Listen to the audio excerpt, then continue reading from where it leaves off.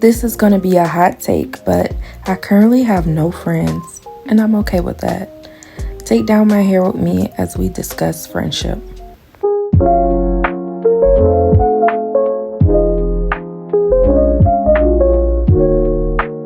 Hi guys, welcome into my channel, Case by Case. This is Casey. And today I will be taking down my twists. As you can see, it's time for them to come out, and I'll be discussing friendship or the lack thereof. More so the lack thereof. But without further ado, let's get into this. Don't forget to like, comment, and subscribe. I currently don't have any friends, and I've grown to become comfortable with that and okay with that now. So a big emphasis on now, because before I was not okay with that. I was actually very lonely and I longed for friends. And what's unbelievable is I had a group of friends just 6 months ago, and we had been friends for more than 10 years. We were friends going on 12 years. And I never thought that I would be one of those people that lost their friends over wedding drama and pettiness. But honestly, I feel like that's what really caused the friendship breakup. And of course, also other things and signs that I missed, but pretty much came to light through this wedding drama. And honestly, I feel like I owe the people that I judged about falling out with their friends over wedding drama a big apology, because I thought those people were like just bridezillas or just like ultra petty. But that's not the case. Like, people go crazy over weddings. I don't know what it is about weddings, but they absolutely like lose their mind. And if you would have told me that I was going to fall out with my friends over some wedding drama like a year ago, I probably like would have laughed hysterically, or I would have told you was lying, because like if you know me, you know I'm like super chill and I'm not with the drama at all. Like, leave all that drama to TV.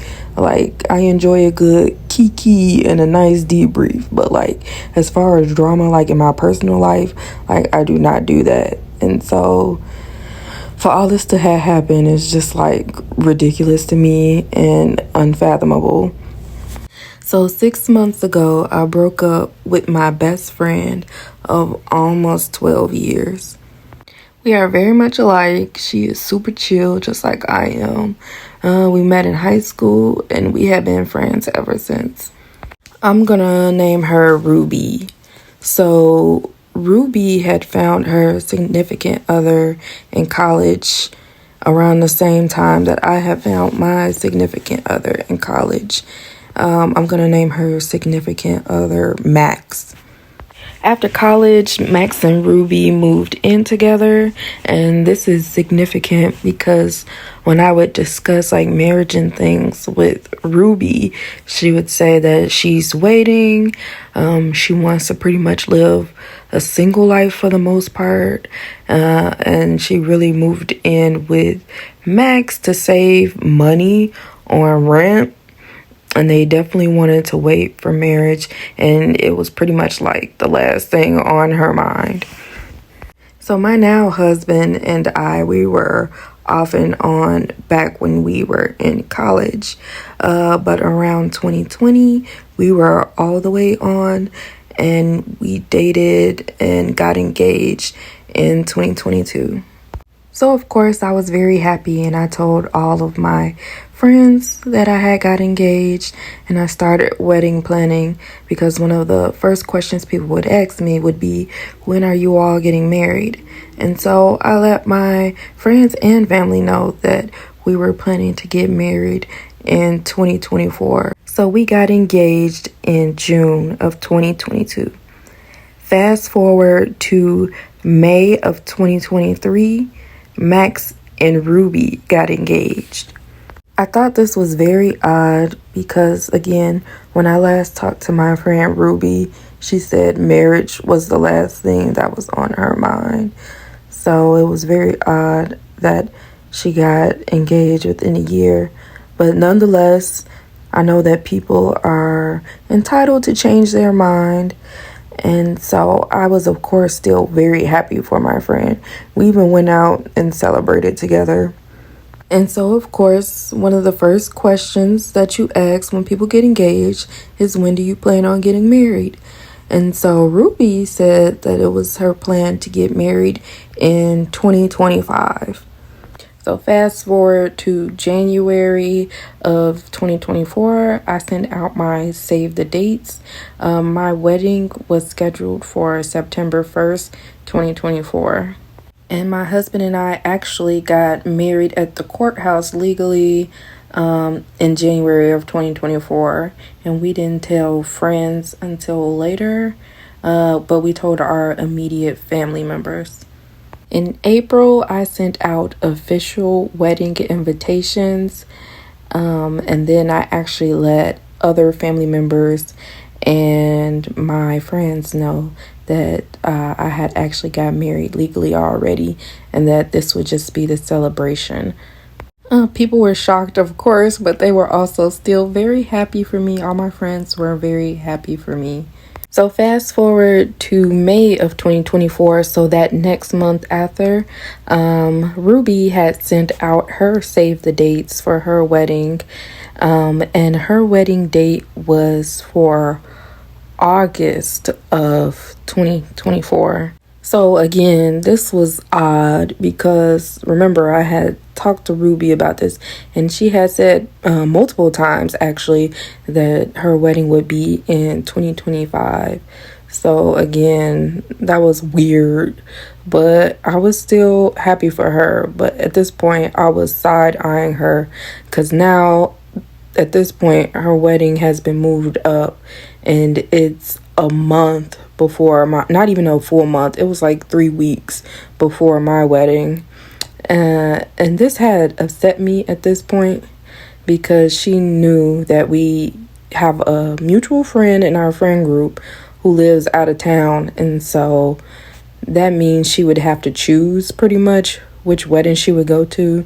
So back then, I did think this was weird, but I was giving my best friend, the benefit of the doubt. And I was like, well, maybe she didn't know, or this was all she could get. And so I just, had some understanding for her because I'm like, this is my best friend. I can't see her doing this on purpose. So fast forward to August of 2024. Ruby sent out her official wedding invites. Right after I got my wedding invitation, Ruby sent me a message. The text message basically said that my husband, because at that point we were married. We got married at the courthouse. My husband wasn't invited to her wedding because she was hosting a micro wedding of 25 people. And then she pretty much said that there would be no space for him in the wedding. And then she pretty much said, let her know if I'm okay with that. And if I didn't want to come to her wedding because my husband wasn't invited, she would completely understand if I didn't want to come alone. So, of course, I was bummed. I definitely wanted my husband to come with me to my best friend's wedding, to Ruby and Max's wedding. And I let him know. And he was also disappointed because he wanted to come too. Like, this was my best friend. He wanted to be a part of the moment.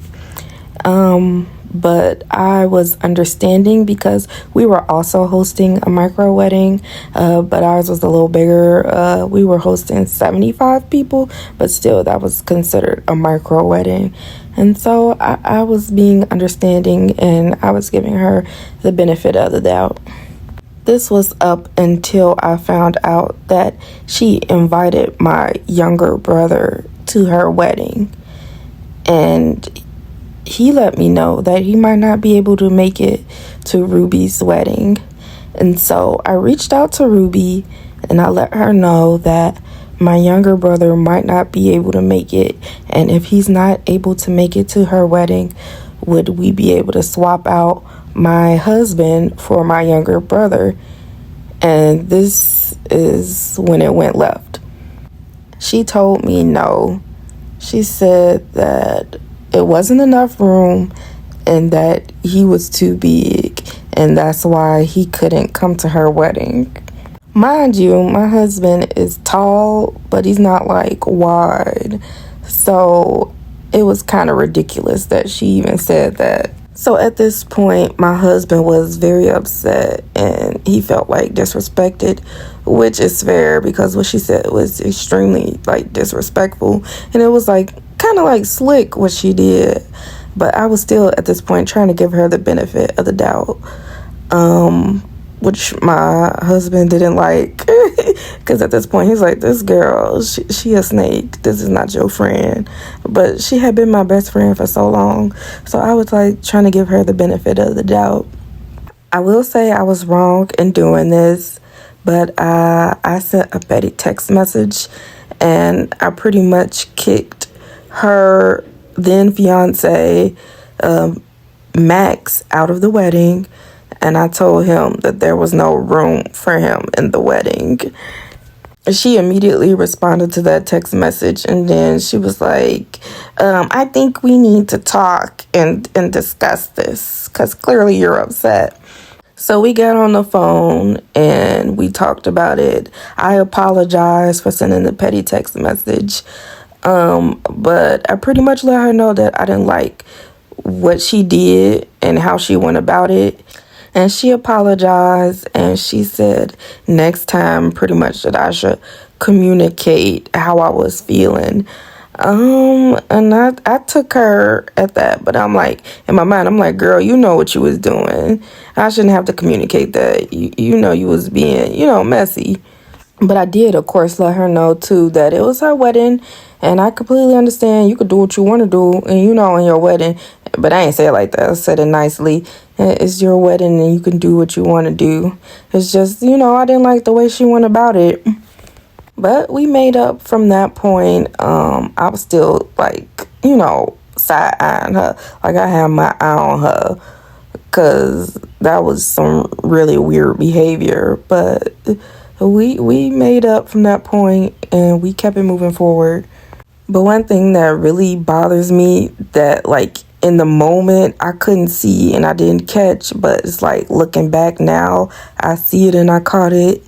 She invited me to her wedding, but was cool with me not coming because she knew that my husband wouldn't be able to make it. So we supposed to be best friends. In my mind, I'm thinking we best friends. And she is okay with me not coming to her wedding.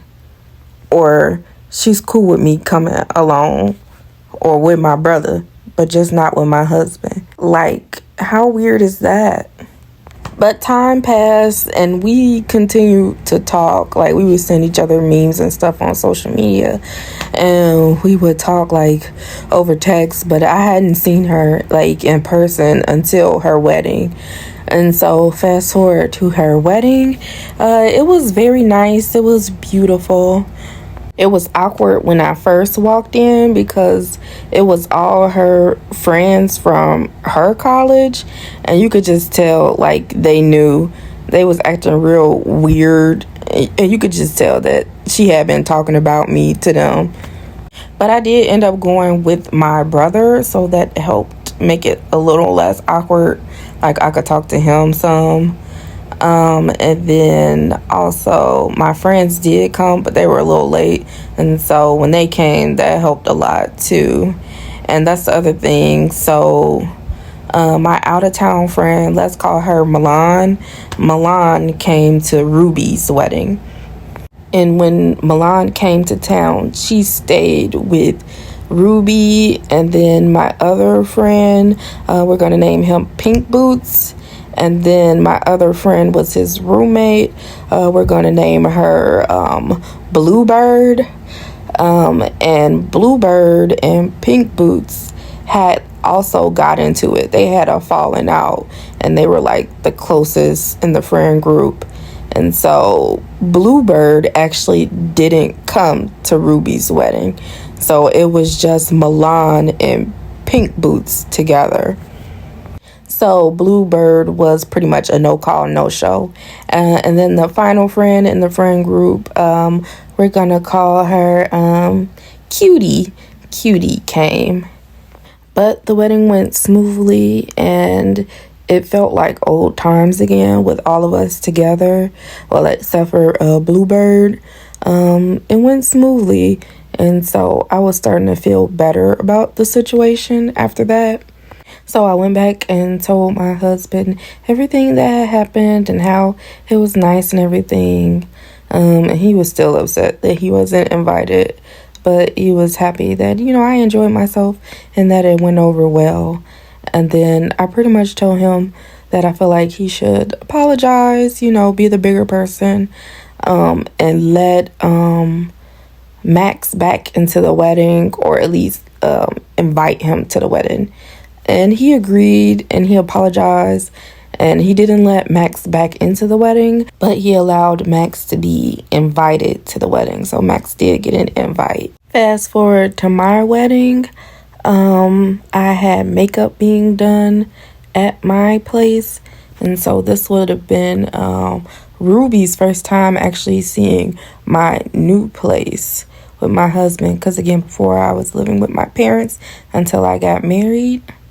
So I gave everybody a tour pretty much at the same time, and everybody said that they loved the place and that it was beautiful and everything. And then I also had brunch being served. Ruby was nice enough to bring some ice and catfish. I sent her the money and she just picked it up for me, so that was nice. One small slick thing she said that I didn't like, and it was one of them things was I caught it later but I didn't catch it in the moment. She was talking about my coffee bar pretty much, and she called it a cafeteria. In the moment I didn't catch it, but later on I was like, yeah, okay, she was trying to be funny. Why would she call a coffee bar a cafeteria? So fast forward to the actual wedding. It went by smoothly. And her husband actually did come, so I was happy about that. I have no issues with Max. Max is a sweetheart. Just sad that Max was collateral damage for her behavior. But it went off without a hitch. Everything was good. One thing my mom did tell me later on was that Ruby had left her bouquet on the table. I don't know if this is a black thing or not. It might be a black thing. But after weddings, baby showers, all that, we take our bouquets and centerpieces, and we keep them as keepsakes. Usually that means, a pretty big deal. It's a pretty big thing. And for her to just leave her bouquet when she was the maid of honor, and for me to find that out, that was very hurtful to me. But again, I gave her the benefit of the doubt and I just left it alone. Fast forward to October, it was Pink Boots' birthday, and Pink Boots was throwing a party that was Y2K themed. We were initially supposed to have dinner at 7:30, and then the invite got changed, and Pink Boots started a new group chat that Pink Boots forgot to put me in, and so I didn't find out until the day of, or maybe the day before. Pink Boots was like, I'm so sorry, I started a new chat and I forgot to put you in the chat. The reservation changed, and instead of 7:30, it'll be starting at 10:30. And I straight up let Pink Boots know it's okay, I understand, but for that reason, I am out. I'm Granny, and Granny don't come outside at 10:30. Granny be in bed by 10:30. And so, yeah, that was that. Looking back, I'm thinking Pink Boots probably felt a ways about that and probably was upset and didn't tell me. And I say that because at our next event, when I greeted him, he greeted me very coldly. Which, let's get into it. So fast forward to November, we were having a Friendsgiving. Cutie was hosting the Friendsgiving. At this point, Bluebird was no longer in the friends chat. She was not invited to Friendsgiving. She was mad at the whole friend group when her alt was really with Pink Boots. But she was mad at everybody and blocked everybody. But everybody said that they could make it and they were available for Friendsgiving. But what really set my antennas off was Cutie added in the message, "Oh, by the way, Casey, your husband is invited too." And then everybody started laughing and kikiing in the messages. So at this point, I'm thinking to myself, this girl has been discussing with the friend group behind my back what happened with her wedding situation. I didn't confront it or address it in the moment, but I definitely took a mental note, it was clocked. So in my mind, I'm definitely thinking that they were discussing me at Pink Boots' birthday party. About a couple of days later, I got some very tragic news that my grandfather had passed away. And so I reached out to my friend group and I let them know what had happened and that I might not be able to make it to Friendsgiving. All of my friends did give me condolences, but I will give Ruby credit. She reached out to me separately, and she let me know that she was thinking about me, and she even sent me a little money, for a meal, which was very sweet and thoughtful. And then she asked for the funeral information, and I thought that was really thoughtful and sweet. So once the funeral information was available, I did give it to her. And keep in mind, this was right before we even made it to Friendsgiving.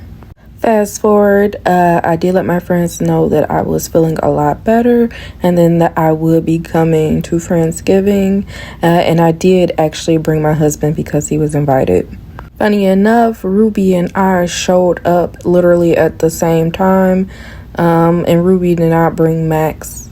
So it was Cutie and her boyfriend, and then Ruby, and then Pink Boots came later, and then Cutie's close friend, we'll call her Portia.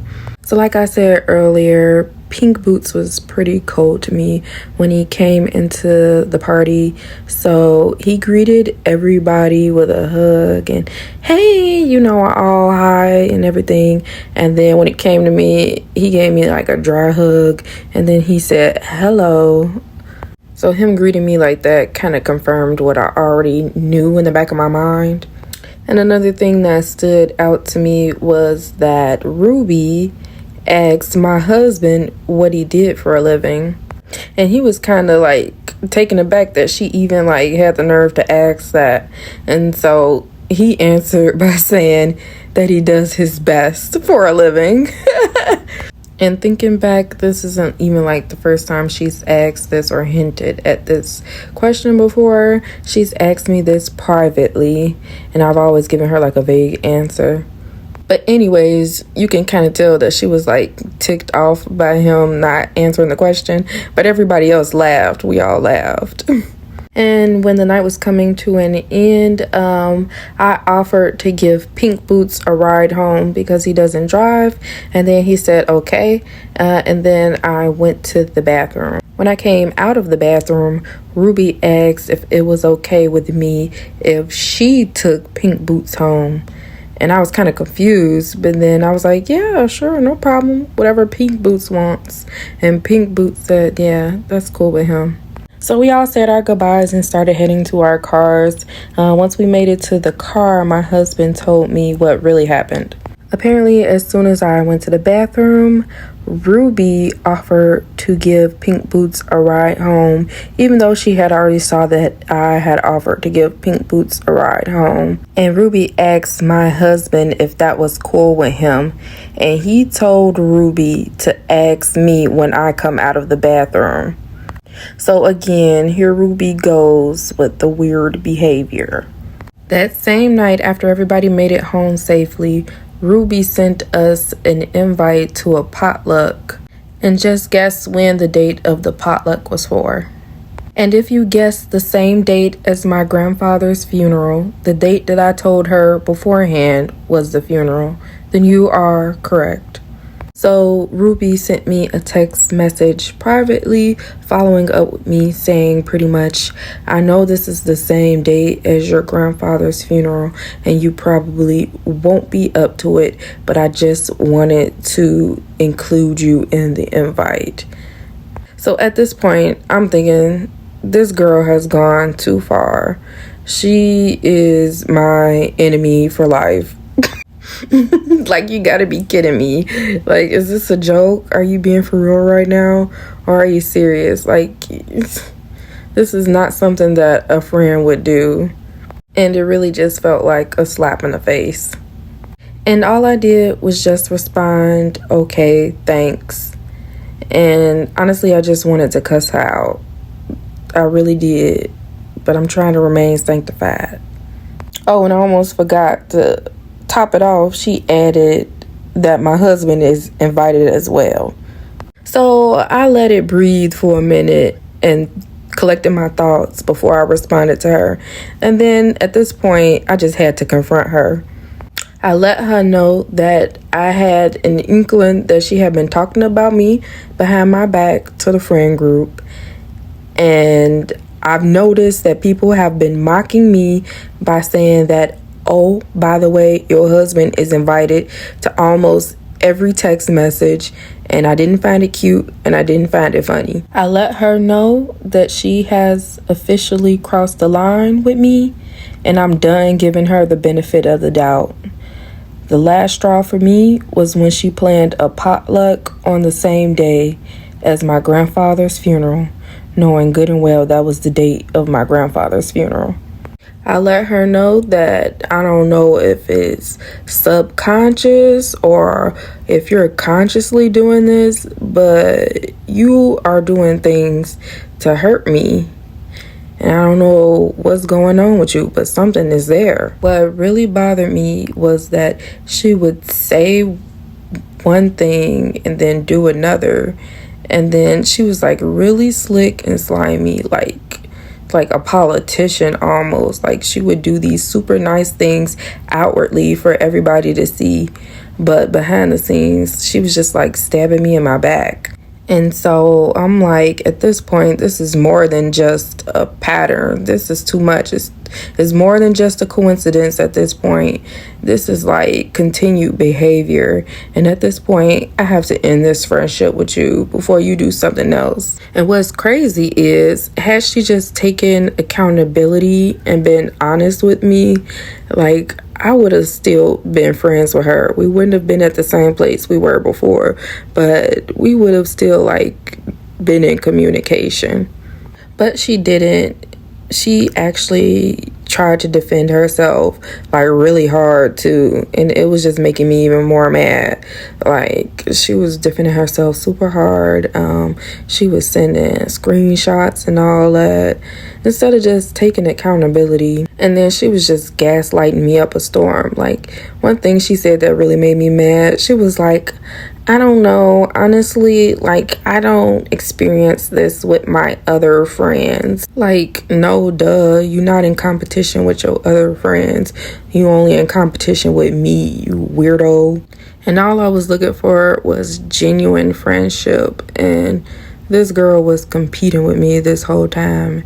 And it took me stepping back to realize that's what she was doing this entire time. Because when I was at my parents' house, everything was fine. It's like when I started to do better in her eyes, because to me, I was fine back then. But in her eyes, I was starting to do better than her. And she couldn't handle it. And that's why she started acting up.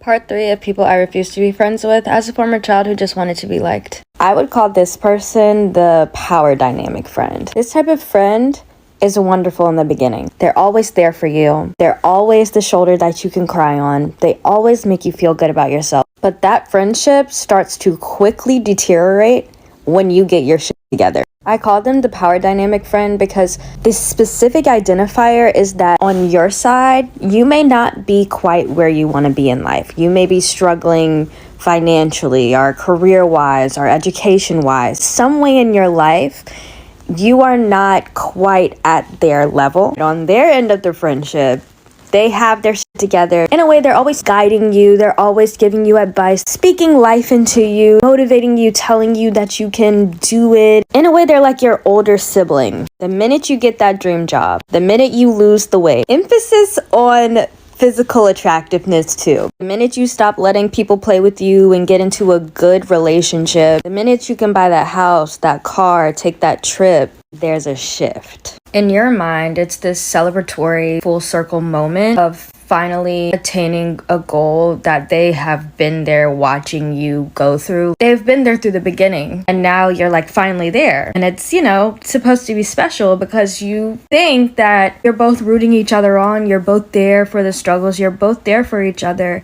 And now it's like, look, like I finally did it. Let's celebrate this. They will not celebrate you. In my opinion, I just feel like that person never quite actually thought you were going to be successful or be on the same level as them or even at a higher level than them. And when it's their turn to celebrate you and give you your flowers, it's just not gonna happen. It's crazy to say, but I really think some people enjoy you the most when you're not doing your best. When they feel some type of superiority over you, it's because I think people really revel in your insecurity with yourself. And it may feel like you're connecting and that they're there for you and they really care and understand what you're going through. But what that really is them just enjoying that you're in a situation that they're not in. And that you automatically both know that you sort of want something that they have. I think that is what they enjoy in your friendship dynamic. But when you gain your own confidence or go your own path and find your own way, it deeply bothers them. It's just no longer maintainable because the only way that it was going to work was if you were always here and they were always here. And I saw this video months after we broke up.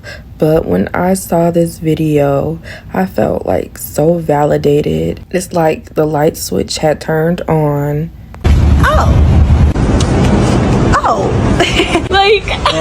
Right? And also, I don't think I'm better than anybody. Life has humbled me enough. But in all seriousness, I no longer trusted her anymore. And that's why it had to end. I had to end our friendship. And I spoke to everyone in our friend group directly. I messaged them all privately, and I let them know what had happened between Ruby and I, and the reasons why I ended our friendship. And then I let them draw their own conclusions about that situation. I definitely wanted them to hear my side of the story. I knew that she was gonna tell her side of the story for sure. But I told them that I still love them. I wanted to be friends with them still. And then that if it came down to events and you had to choose between me and Ruby, y'all can choose her. I'm okay with that. And of course they were sad and upset about this. And at this point our little friend group had lost 3 people now. So it was me, Blue Jay from before, and then someone who I didn't mention from before, Tampico. I'll call her Tampico. She fell out with Ruby way before this, and she was the first person to leave the friend group. So fast forward to present day, and I haven't really heard from anyone from the friend group since this whole situation happened. Currently, I am at peace with the entire situation. In the past, once someone falls out of the friend group, they are usually gone and out of the friend group forever. So I kind of had a feeling that would happen to me. I feel like Eddie Kendricks in the Temptation movie when they was trying to kick out Paul out of the group. And then Eddie was like, but who did the group ever stand up for? Huh, Otis? Who did the group ever stand up for? I feel like the group didn't really stand up for me or like fight to keep me around. But honestly, I'm okay with that. And I understand. I've made peace with it. And I used to judge people like badly when I would see them complaining about not being able to make friends on the internet and stuff like that. Like, I completely understand now, and I feel so bad for judging them. Like, it's so hard making friends as an adult. And when I first broke up with my friends, like, I was so lonely. But one thing that I would say that really helped was like finding hobbies and passions. Like, some positives really came out of it. I started creating content on YouTube, and not only that, I started crocheting, and I feel like that's helped a lot. And currently, I've just been enjoying my solitude.